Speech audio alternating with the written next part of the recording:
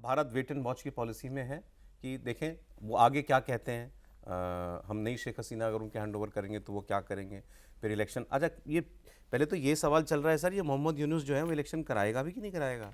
वो लोग तो कह रहे हैं कि वो तो प्रेसिडेंट बनना चाहता है। मैं तो कभी कहीं पढ़ रहा था इनके कोई एक प्रेसिडेंट हैं और ये जो है उनको मैसेज वैसेज जो है कन्वे करा चुके हैं कि ये शहाबुद्दीन चुप्पू कि साहब आप जाओ और मैं राष्ट्रपति बनना चाहता हूँ, ऐसा वो शायद कन्वे कर चुके हैं। So he doesn't want to quit power.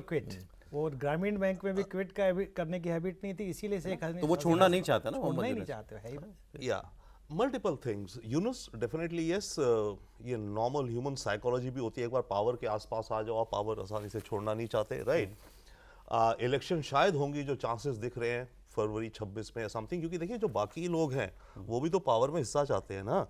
जो बीएनपी है, जो मेन ऑपोजिशन पार्टी थी अवामी लीग की, जमात है जो, ओके, और ये जो स्टूडेंट्स ने भी नई पार्टी अपनी बनाई है एनसीपी करके, I think national citizens party, वो लोग भी तो पावर के अंदर अपना स्टेक चाहते हैं, तो वो पुश करेंगे इलेक्शंस को। तो इलेक्शन शायद होंगी फरवरी, नहीं तो मार्च, नहीं तो अप्रैल, उस हिसाब से। दो तीन चीजें, पहले बात हो रही थी आइडेंटिटी की। यस, पहले होता था कि हम बंगाली हैं और फिर हम मुस्लिम हैं। अब जो भारद्वाज साहब बात कर रहे थे वो रिवर्स हो गया है कि हम मुस्लिम हैं एंड बंगाली हैं। बांग्लादेश के अंदर मेजॉरिटी अगर जो हमें दिख रहा है इस समय, वो तो यही दिख रहा है ना कि आइडेंटिटी उनकी ये बनती जा रही है कि हम प्राइमरली मुस्लिम, बिल्कुल। हम सॉफ्ट हो या रेडिकल हो बात अलग है, पर हम मुसलमान हैं एंड देन बंगाली हैं। इसमें एक चीज़ ऐड कर दूं आपकी बात में बस, कि ये जो इलेक्शन होने वाले हैं इससे पहले वो जमाते इस्लामी ने वहाँ ये मांग रखी हुई है कि पहले आप एक रेफरेंडम कराइए ताकि हम बांग्लादेश को एक शरिया देश बना सकें। तो पहले वो ये चाहते हैं करना। श्योर वो आगे वाले हैं, राइट, बट फिर भी उसी तरफ टिल्ट हो रहा है ना सारा ना। जहां तक बात रही आईसीटी की, एंड बाय द वे एक चीज है, शेख हसीना डेफिनेटली सेकुलर थी, हार्ड लाइन थी अगेंस्ट रेडिकल्स, बट ये अथॉरिटेरियन भी थी, डिक्टेटोरियल भी थी, राइट। तो इन्होंने काफी, इनके रेजिम ने काफी कदम उठाए हैं, किडनैपिंग्स हुई हैं, किलिंग्स हुई हैं पिछले 15-1 साल में, पर ये बांग्लादेश में साइकिल थी।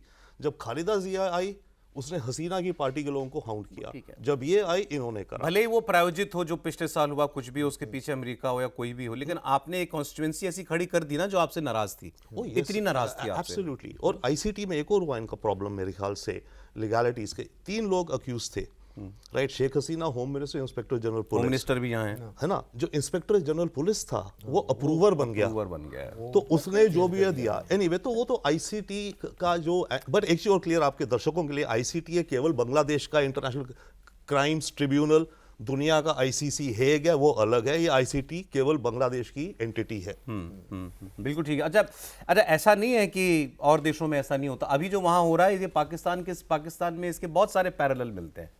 पाकिस्तान अपने एक प्रधानमंत्री को फांसी दे ही चुका है, भुट्टो, जो आपको जुल्फिकार अली भुट्टो को दिया था।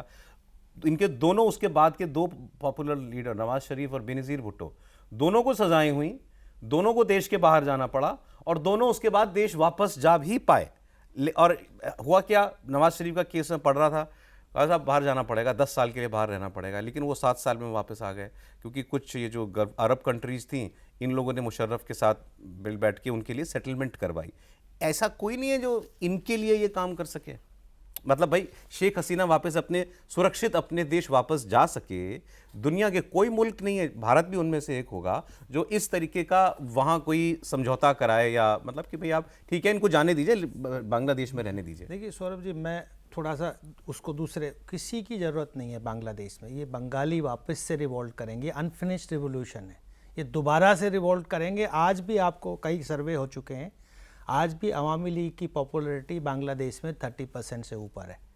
इलेक्शंस हुए, आप 2008 का इलेक्शन देखो, 2001 का इलेक्शन देख लो, 96 का जो जीतने वाली पार्टी है उसको 37-38% वोट।